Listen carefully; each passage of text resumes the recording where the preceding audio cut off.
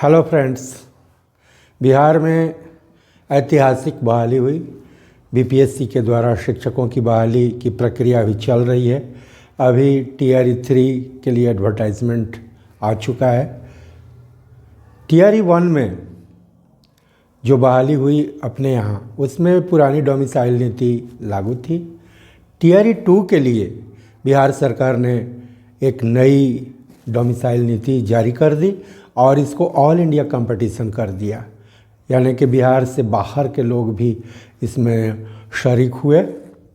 और जाहिर सी बात है कि बिहार से बाहर के जो लोग आए वो जनरल कैटेगरी में कंसिडर हुए।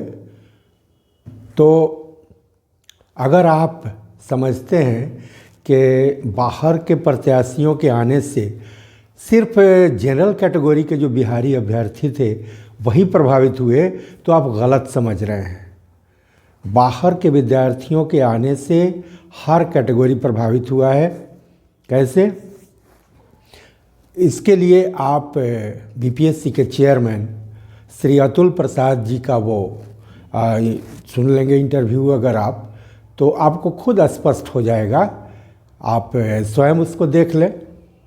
आपको ये एक्सप्लेन कर दूं ताकि आप लोग के माध्यम से कैंडिडेट्स भी समझ जाएं कि ऐसा क्यों हो रहा है। 39 नंबर अगर कट ऑफ है और अगर कैंडिडेट को 43 नंबर्स आया है, फिर भी उसका क्यों सिलेक्शन नहीं हो रहा है? देखिए, हमारे यहाँ पहला जो है क्वालिफाइंग कट ऑफ है। क्वालिफाइंग कट ऑफ जो है वो रिजर्वेशन कैटेगरी वाइज अलग अलग है, जो कि जीएडी का सर्कुलर है, जो 40% है, 32% है, 35% है वगैरह। ये हमारे स्टैंडर्ड जो हैं पहले से बने हुए हैं।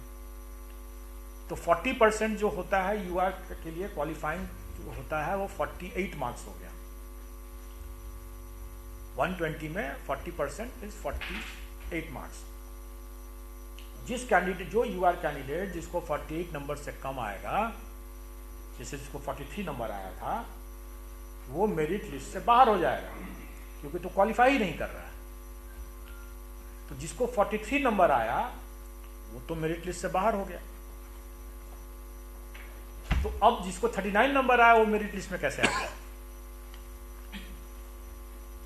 अगर कोई कैंडिडेट जो हमारे जो रिजर्वेशन के जो सिस्टम है उसमें यह होता है कि कोई कैंडिडेट रिजर्व कैटेगरी का अगर है भी, लेकिन अगर अपने मेरिट से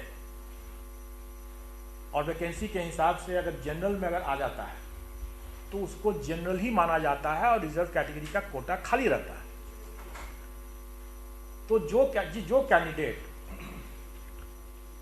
39 नंबर लाया, रिजर्व कैटेगरी के लिए उसका 39 ही उसका क्वालिफाइंग कट ऑफ है।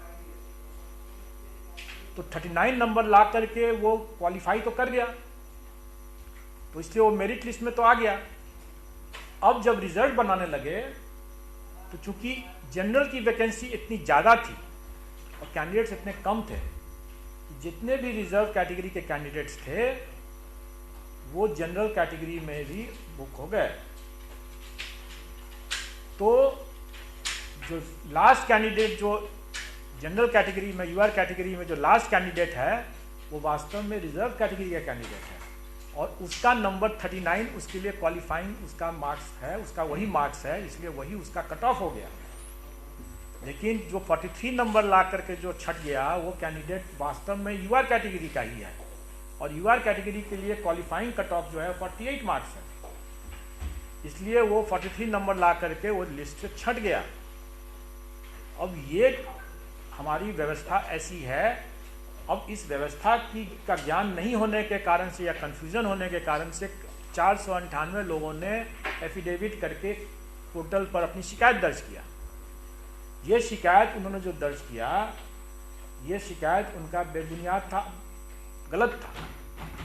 लेकिन हम लोग इसको सहानुभूतिपूर्वक ये मानते हुए कि किसी को भी ये बात अगर समझ में नहीं अगर आएगा तो प्राइमा फेसी लगेगा कि गलती हो रहा है, हमारा तो होना चाहिए था। तो इसीलिए हम लोगों ने उसको खाली चेतावनी दे करके छोड़ दिया और इसीलिए हम लोगों ने टीआरई 2 में इसको पहले ही इसको स्पष्ट कर दिया कि अगर किसी का क्वालिफाइंग कट ऑफ से कम अगर नंबर है तब तो वैसे ही लिस्ट से बाहर है, उसके लिए फिर सोचना नहीं है, उसके बाद तो पहले ही बाहर हो गया वो तो। इसलिए कट ऑफ कैटेगरी में कट ऑफ कम हो सकता है, लेकिन अगर क्वालिफाइंग कट ऑफ से अगर उसका कम है तो ऐसे ही बाहर हो गया। देखा आपने, तो मतलब जनरल कैटेगरी में 39 कट ऑफ था, और जब 43 नंबर वालों ने कंप्लेन किया कि जब कट ऑफ 39 है तो 43 का क्यों नहीं हुआ, जैसा कि आप समझ चुके होंगे अब तक कि जो 39 कट ऑफ था जनरल कैटेगरी में, और जो कैंडिडेट दिख रहा था 39 वाला, वो एक्चुअली रिजर्व कैटेगरी का था। जनरल कैटेगरी का कट ऑफ था 48, और चूंकि जनरल कैटेगरी में कैंडिडेट्स कम थे तो रिजर्व कैटेगरी के कैंडिडेट्स जो अपनी कैटेगरी में क्वालिफाई किए थे वो सीधे चले गए जनरल कैटेगरी में। अब आप सोचिए, जो जनरल कैटेगरी में चले गए रिजर्व कैटेगरी के कैंडिडेट्स, तो फिर रिजर्व कैटेगरी में नीचे से बहाली हुई होगी, तो हर रिजर्व कैटेगरी को फ़ायदा हुआ था। अभी बिहार से बाहर के आने वाले जो अभ्यर्थी हैं उनके चलते बिहार का कितना नुकसान हुआ है इसका अंदाज़ा आप लगा सकते हैं। ऐसा क्यों हुआ ये कहना मुश्किल है।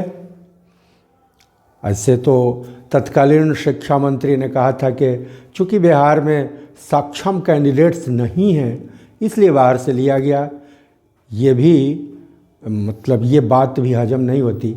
आप पिछला रिकॉर्ड देखेंगे तो आप पाएंगे कि बिहार से हमेशा सिविल सर्विसेज की परीक्षा जो यूपीएससी की होती है उसमें अव्वल आते हैं बिहार के लोग। ऐसी बात नहीं है कि बिहार में सक्षम कैंडिडेट्स नहीं हैं।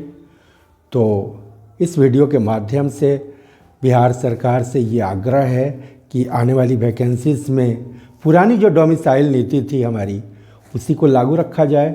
ऐसा करने से कोई मतलब ऐसा नहीं है कि बाहर के लोग, बिहार के जो हमारे मुख्यमंत्री जी हैं, बहुत बड़ी प्रशंसा इनकी कर दी गई हो, ऐसा भी नहीं है। तो आग्रह है बिहार सरकार से, नम्र निवेदन है कि पुरानी डोमिसाइल नीति को जारी रखा जाए ताकि बिहार के नवयुवकों का भी कल्याण हो सके।